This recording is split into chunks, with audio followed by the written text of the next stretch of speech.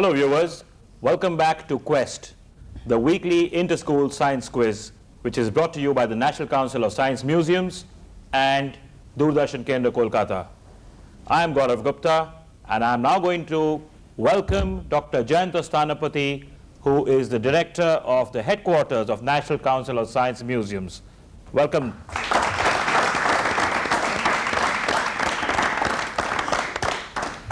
Ready for another session, Dr. Sthanapathy? Yes. Do you have any more interesting questions for us today? Oh, all are interesting questions. All are interesting. I'm sure you'll find out as we go along. First, we are going to introduce the teams to you. The two teams competing for today's quiz are the J.C. Bose team and the C.V. Raman team. On my right, the J.C. Bose team are the boys from Kendriya Vidyalaya Command Hospital. And you are? I am Kaustubh Bose representing Kendriya Vidyalaya Command Hospital, Kolkata. Wonderful. Welcome. And you? I am Kamlesh Kumar representing Kendriya Vidyalaya Command Hospital, Kolkata. I am Dipshant Uday representing Kendriya Vidyalaya Command Hospital, Kolkata. Let's give them a big hand.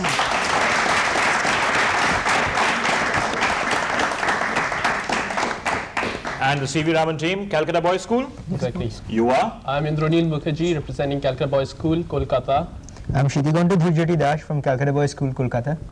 This is Obirop Ganguly representing Calcutta Boys School, Kolkata. Are you nervous? No. Not at all. No need to be nervous. You are on Quest, which is an inter-school science quiz for students between classes 9 and 12. The rules of today's contest, very simple. 7 questions. In the first part, 4 questions which are direct, 20 points for right answers, 10 on passes. In the second part, that's the last 3 questions. They will be on the buzzer, plus 20 if you get it right, and minus 10 if you don't. So be very judicious, be very careful before you decide to hit that buzzer, because you must have an answer ready with you before you plan to hit the buzzer. Anyway, on to the very first of the questions, the very first experiment, Dr. Jayanta Sthanapathy.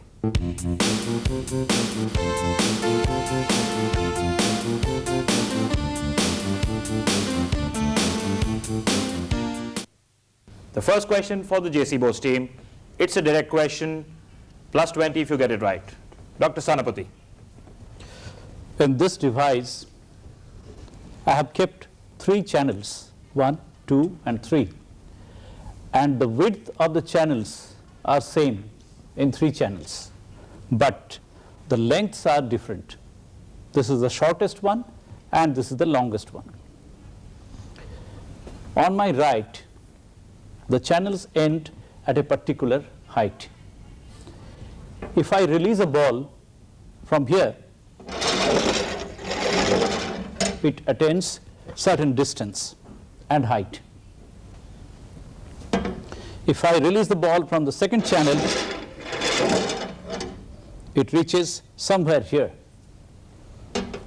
If I release the ball from the shortest channel, it again attains some height.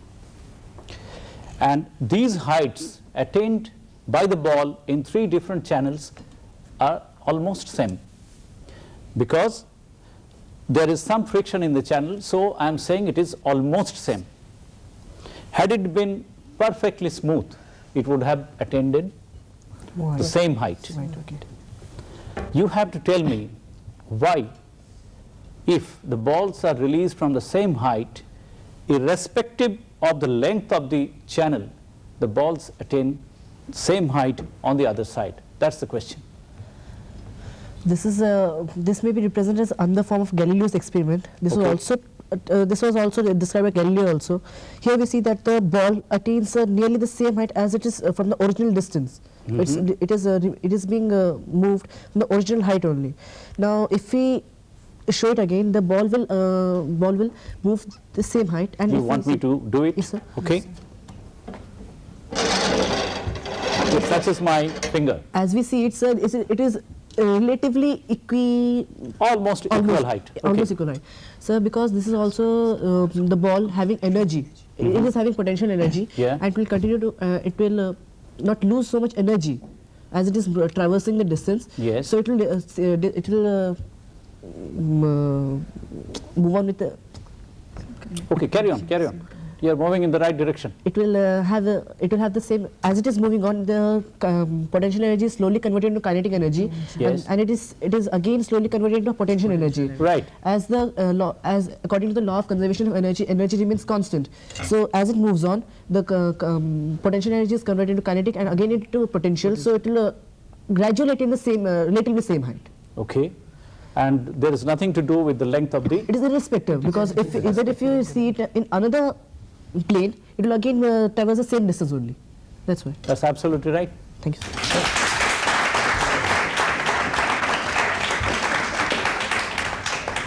Good answer, J.C. Bose's team. I'm sure Dr. Sanapati has got a more detailed explanation of how these things work. Well, I don't have any better answer. Oh. What they have told is perfectly all right. In this case, the potential energy, which is mg into h, is converted into kinetic energy, and it again attains almost the same height. That means the potential energy is converted into kinetic energy and again potential energy, and due to conservation of energy, it should attain the same height. So that's the correct answer, and they have given the right answer. Well done. Let's have a big hand for them.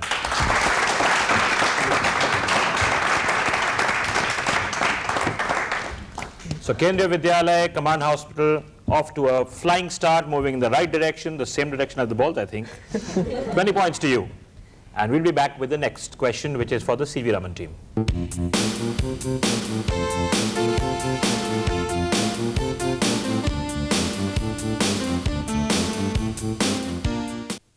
Welcome back, viewers. You're watching Quest, our weekly science quiz, which gives you a behind-the-scenes look at how things really work. At this stage of the contest, only one question asked and 20 points to the J.C. Bose team. Next question for the C.V. Raman team. I have two pendulums here. They are identical, and they are suspended from a bar, aluminum bar, okay? And the bar is also suspended from a stationary frame, right? You have to tell me what will happen if I oscillate one of these pendulums. Okay. It will set that bar into forced oscillations, which will set the other springs into forced vibrations, no present. Okay. When we set one of the pendulums, one of the strings into vibration, okay, it will set the aluminium bar into forced vibration, because the bar being suspended is capable of vibrating. The bar in its turn will set the other string into forced vibration. Okay. So both ultimately will be vibrating with the same frequency. So after some time I will find both of them are oscillating simultaneously. Yes. With the same frequency. With the same frequency simultaneously? In phase. In phase. Yeah, they will be in phase. Okay. Do you have any other answer? It's a case of resonance. No, it's a case of forced vibration. Yes, it's also it can be defined as, it can be explained in the as per resonance also. When we vibrate one pendulum, it will automatically induce the other one to move in its to vibrate. So they will move, but yes, they will move in the same direction only. Okay, so you also have the same answer as they have. Yes, sir. Yes. Now let us see what happens. I'm oscillating one of them. Now this oscillation is picked up by the other pendulum. Now when the other pendulum is oscillating, the first one gradually stops. When the second stops, the first one picks up the motion. So what you have said is absolutely correct, that this is a case of forced vibrations, and since they are having similar frequency, the pendulums will resonate. So one will force the other one to resonate. But the part which is not correct, that is, both will not move simultaneously, the oscillation will be transferred from one pendulum to the other. But I'll give them full marks for the correct answer. Only slightest mistake was there. They said that both will oscillate simultaneously. Both the teams have said that. I'm neglecting that part. So Dr. Sanapati, would you call it a case of sympathetic resonance on your part? As far as yes. Yes, it is. And this pendulum is called sympathetic pendulum. All right. So Dr. Sanapati, sympathetic to your cause. CV Raman team, you pick up 20 points. And at this stage, both teams tied at 20 points apiece. And we're going to come back with the very next question very shortly.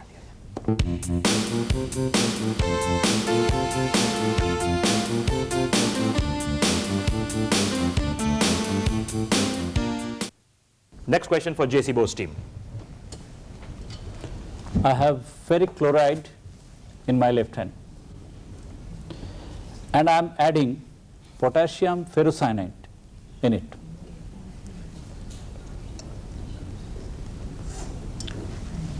The color changes.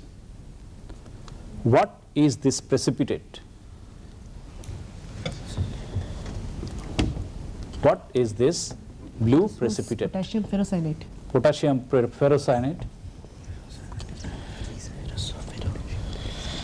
This is also a coordinate compound. This is a coordinate complex compound. Okay. It is potassium ferrosoferric cyanate. Potassium Ferrosoferric. Just a minute, sir. Do you try it once again? So it's potassium. Can you tell me the formula? This That is will also do. Fe4. Quickly, JC Bose team. Shit, ये explain कर निकालना चाहिए था.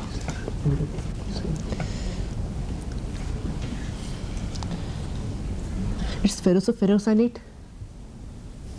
It's like that only. Would the other team try? Actually, what happens when you add potassium chloride to potassium ferrocyanide To ferric chloride. to ferric chloride, the precipitate which comes is of potassium ferricyanide, which is a coordination complex. It's been oxidized from It's been potassium ferrocyanide to potassium ferricyanide to ferricyanide. Okay. Ferricyanide. I would not give any marks to Any either team? team. Any team. Do we want to go to the audience? Yes. Well, we have some eager hands in the audience. I think we saw you first. Why don't you come up? Come up here, check the mic. You are? I'm Shantanupal of KV Baliganj. And you think you have a good answer there? Yes, it is ferric ferrocyanide. Then where the potassium goes? Well, the correct answer is potassium ferric ferrocyanide. So no marks to No marks to anyone no there? one. You can go back. So that's the Quizmaster's question, I guess. No points to anybody. Scores still remain exactly where they were, 20 points apiece. And we go in to the last of the direct questions, which is for the CV Raman team.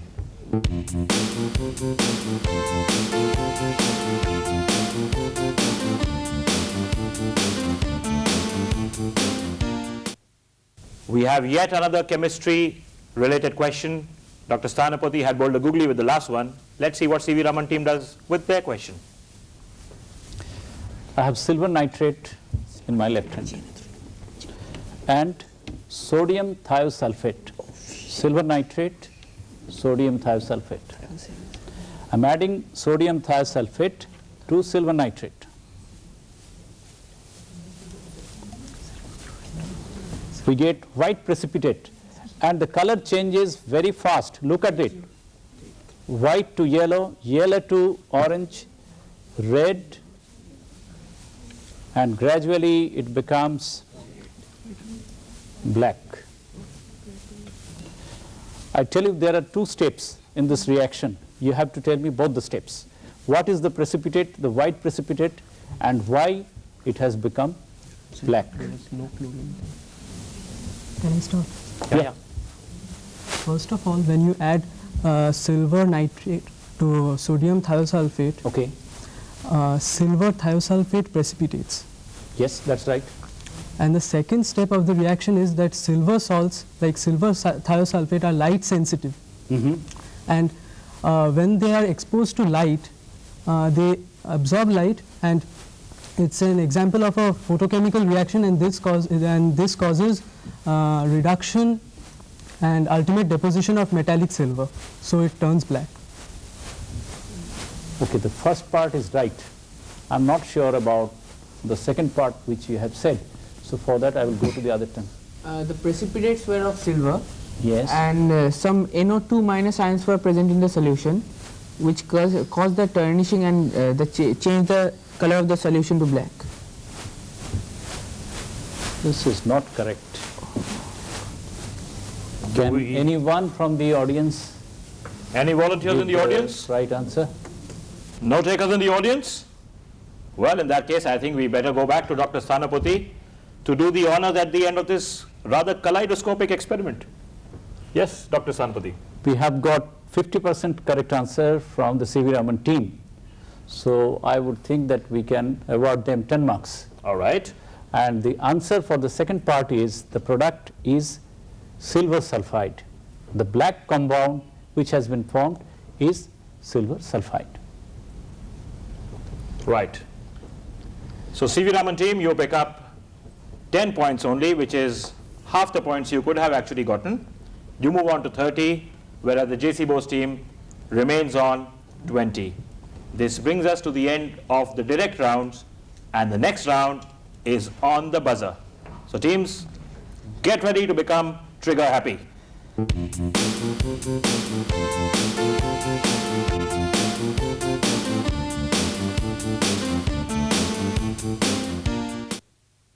This is the buzzer round. As you know, if any team hits the buzzer, even without being asked a question, they must have that answer ready with them. Plus 20 if you get it right, minus 10 if you do not.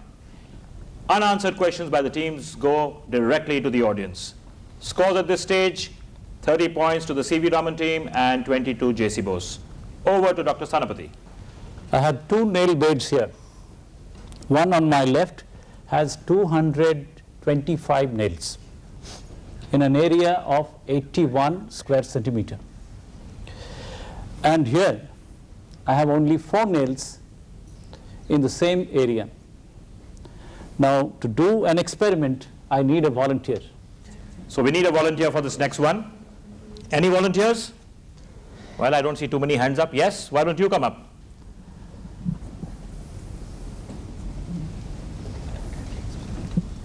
What's your name? I'm Ronjini from Lamatnia. Hold the mic. Have you been part of a scientific experiment before? Not really. Not really. No. You know what we call all the specimens that we call to take part in experiments? I think the right word is guinea pig. All right. Okay. See, there are 4 nails. I'm placing this gourd on this. You have to press it so that the nails get pierced. Press it. Give it a big hand. Is it very easy? Quite easy. Okay. Okay, stay right there.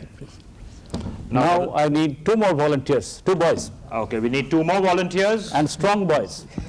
Yes, why don't you come up? And yes, you can come. What's your name? My name is Praful. Hello, my name is Praful. And you? My name is Shomik Chatterjee.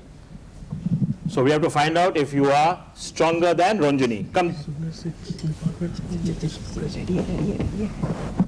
Now I am giving both of you the chance to press it hard so that the nails get pierced in the gourd. Both of you try together. Don't break the table, that's all. Is that possible? No? You 3 can join hands. Now try it once again. Okay. No, it's impossible. Okay, you may go back to your seats. J.C. Bose team, you hit the buzzer. Yes, so I'm sure you have an answer, a plausible explanation. Yes, sir. Yes, So what's the answer? in the previous experiment, when you had only 4 nails, it was easier for Ranjini to pierce that bottle gourd. Okay. It was because that the area of contact was very, very limited, and the bitter gourd could easily, the force was applied on a very small area, so it could easily pierce it. But whereas the pressure was high, whereas on the other part, you had, as you said, 225 needles over an area of, so what, I don't know. The force dissipated over a larger area, and the pressure was exerted very less. was very So less. the- And it was it very couldn't be pierced. Okay, that's the correct answer. Right. Very good. Good answer, JC Bose team. You get 20 points, and you were also able to explain why both Shomik and Praful were looking slightly off color. Maybe they didn't eat enough today. Dr. Sanapati, why don't you explain? Yes, the answer has been given correctly by them, but I am adding a few words. You know, the pressure is force per unit area. And in this case, the area is very small.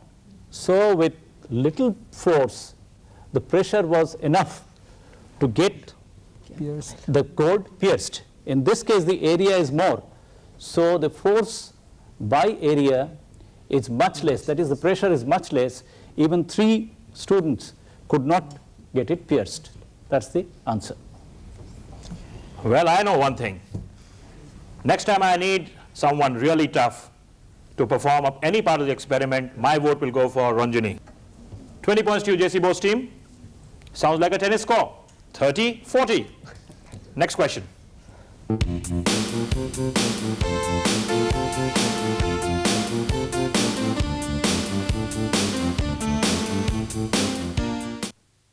Next question on the buzzer. We have 2 balls here, one large, one small.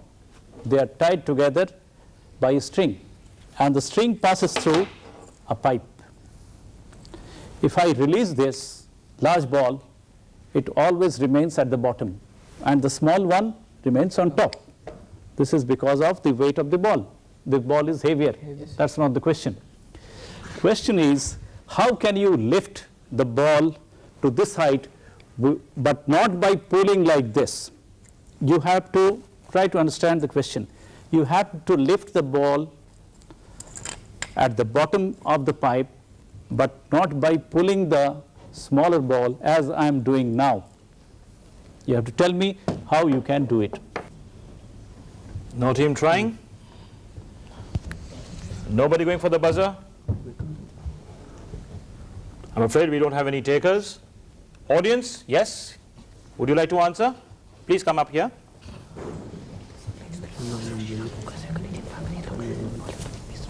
Hold the mic. What's your name? I'm Rahul Chaudhary from Kendriya Vidyalaya Command Hospital. Now if you hold this ball like this, and then if you leave the tube, it comes down. Oh, no.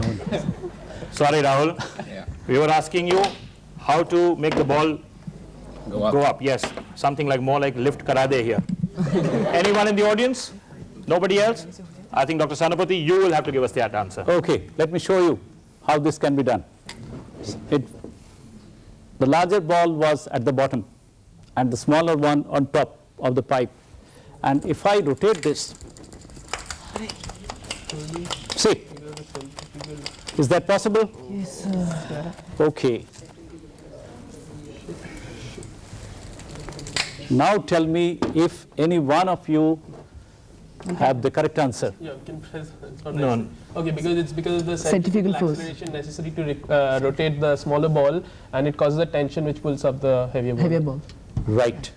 When it is like this, the weight is acting on the larger ball, and when I rotate this, the centrifugal force becomes more than the weight of the ball. So due to centrifugal force, this is being lifted to the top. Well, no points yet for either team. Both teams remain on the very same score as they started at the beginning of this question. That's 40 to JC Bose and 30 to C.V. Raman. Next question.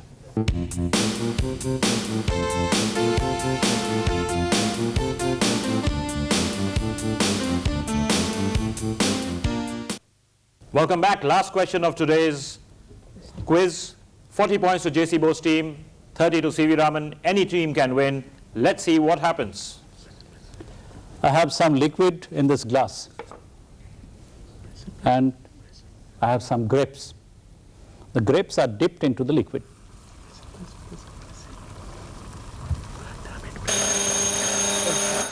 Yes, you already have an answer? Please. Okay. When you take out the grapes of that liquid, which is liquid nitrogen, Yeah. and you'll strike it with the hammer, you'll find that it doesn't break, gets squashed. it doesn't get squashed. This is because the liquid nitrogen is at a temperature much less than the room temperature, and when it evaporates, it takes away energy from the fluids that are inside the grapes, causing it to solidify. And it becomes hardened, and the grapes become hardened, and so they cannot be squashed by striking with the hammer. But they will behave like glass beads. Okay, let us see what happens. Oh yes, correct. What you have said is absolutely right. Well, Dr. Sanaputi is positively in a destructive mood, as you can all see. Would you have a better explanation here, doctor? Yes, room temperature is 300 degree Kelvin, and liquid nitrogen, which you have said rightly, is very cool temperature liquid. Its temperature is 77 degree Kelvin. When I put the grapes inside the liquid, they freeze, and all the water content inside the grapes, they solidify, and they behave like hard glass, and so that it is easily to break it like glass. So as we can see, the C.V. Raman team picks up 20 points, moves on to a final tally of 50 points, which makes them the winner of today's version of Quest.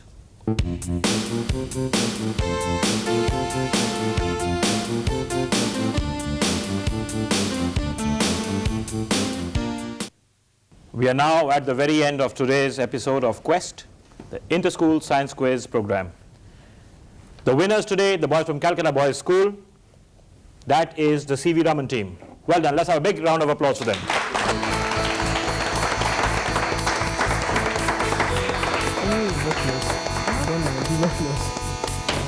Kendriya Vidyalaya Command Hospital. Don't be disheartened. There's always another time. Well done.